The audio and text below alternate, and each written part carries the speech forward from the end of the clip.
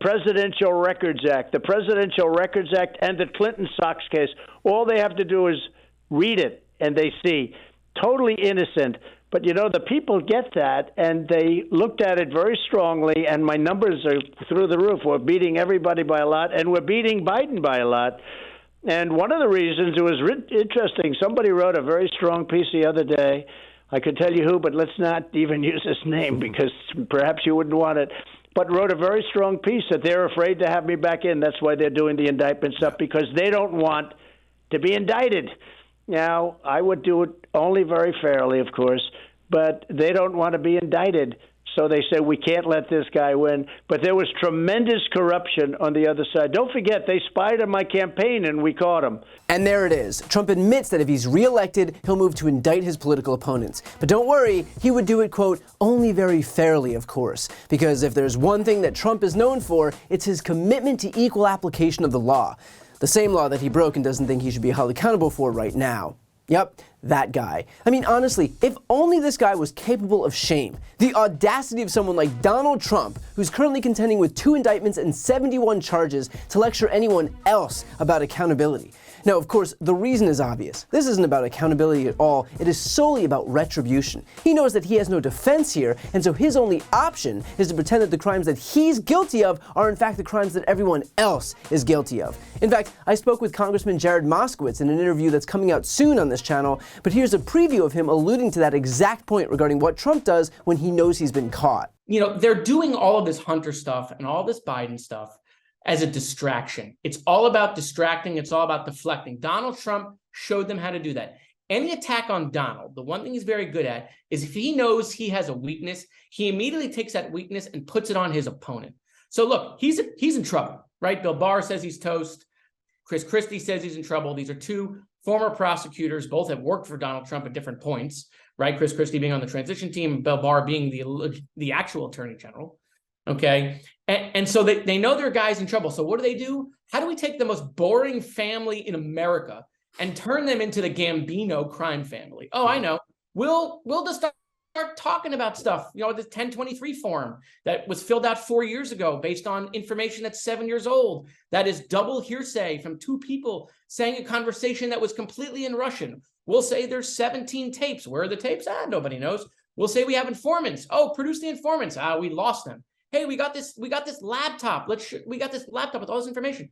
Great. Show the American people the information on the laptop. Oh, well, we can't show them that.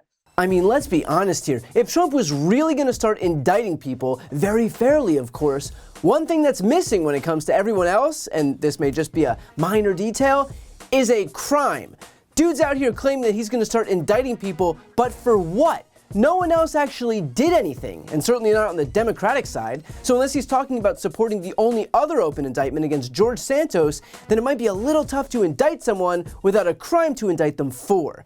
And one thing I don't doubt, though, is that if he were to win, he certainly would try, and he would fill his positions with diehard Trump lackeys who would unapologetically do his bidding. So even though a president can't indict anyone, he would in fact pull the strings on those who could indict someone. So if you needed another reason not to stay at home in 2024, or why Biden's age doesn't hold a candle to Trump's abject corruption, this is it. He is promising that if he becomes president, he will use the levers of government to exact revenge. Not accountability, but revenge against his political opponents. So if Jim Jordan is looking for a topic for his next little weaponization of government committee, he might want to start with the guy literally promising to weaponize government. Now, just a few notes on Trump's other comments. He claims that he gained support after being indicted. You'll be shocked to learn that that's a lie. According to a new CNN poll from this week, 47% of Republican registered voters say Trump is their first choice for the party's nomination for president, down from 53% in a May poll.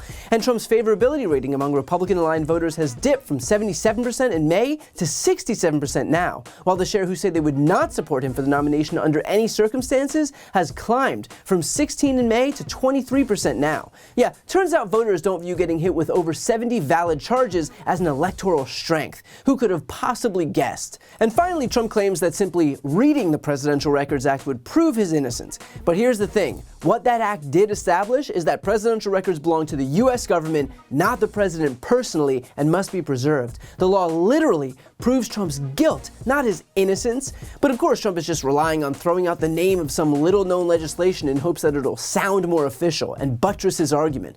But because he's an idiot, he doesn't realize that he is actually just invoking the law that he broke. I mentioned he's an idiot, right? And by the way, don't take it from me. If you want further proof that Trump viewed White House documents as his own personal mementos, here's his own former Attorney General, Bill Barr. He continues to claim that he has all these privileges and rights under the Presidential Records Act. Is he mischaracterizing the act? Absolutely. The legal theory by which he gets to take battle plans and sensitive national security information as his personal papers is absurd. It's just as wacky as the legal doctrine they came up with for, having the vice president unilaterally determine who won the election. The whole purpose of the statute, the Presidential Records Act, was to stop presidents from taking official documents out of the White House. It was passed after Watergate. That's the whole purpose of it. And therefore, it restricted what a president can take. It says it's purely private, that had nothing to do with the deliberations of government policy. Obviously, these documents are not purely private. It's obvious. And they're not even now arguing that it's purely private. What they're saying is the president just has sweeping discretion to say they are, even though they squarely don't fall within the definition. It's an absurd argument. The fact is that Trump was indicted precisely because he thought that government records that did not belong to him and were classified were somehow his own personal property, despite the fact that the National Archives and law enforcement let him know on a relentless basis over the course of more than a year that it wasn't. They requested those documents be returned, he refused, they subpoenaed them, he defied it, he issued an attestation from his lawyers falsely asserting that they'd been returned when they hadn't, and ultimately, a federal magistrate judge issued a search warrant which was executed by the FBI and turned up exactly what he pretended he'd given back. So if you're looking for the person who is willfully ignoring the Presidential Records Act, I think we found the guy. Consider too, while we're on the topic of violating the Presidential Records Act, let's not pretend that Trump didn't know exactly what he was doing. Because while he maintains as his defense that he declassified everything and had carte blanche to do what he wanted with the documents, according to the actual indictment, quote, in July 2021 at Trump National Golf Club in Bedminster, New Jersey, during an audio-recorded meeting with a writer, a publisher, and 2 members of his staff, none of whom possessed a security clearance, Trump showed and described a plan of attack that Trump said was prepared for him by the Department of Defense and a senior military official. Trump also told the individuals that the plan was, quote, highly confidential and secret. Trump also said, quote, as president, I could have declassified it, and now I can't, but this is still a secret. Because for the umpteenth time, the biggest threat to Donald Trump's defense is Donald Trump.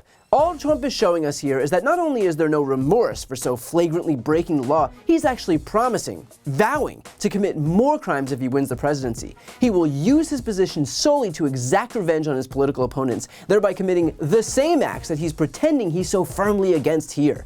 He'll offer up all these grievances and complaints, but at the end of the day, his only issue wasn't that he was wrongfully accused of anything, it is simply that he got caught. Before you go, I need some help. Please subscribe to the channel and do your part to help grow the progressive media ecosystem. I don't do sponsorships or paid ads, I won't ask for money, but just subscribing to this channel goes a really long way, and it helps get the message out to more people. The subscribe button is right here on the screen. You can also subscribe to my Spanish language channel, which I made to reach those crucial Spanish-speaking voters. That link is on the screen too. And finally, if you want to listen to my audio podcast, you can follow that link as well. Thanks so much for watching.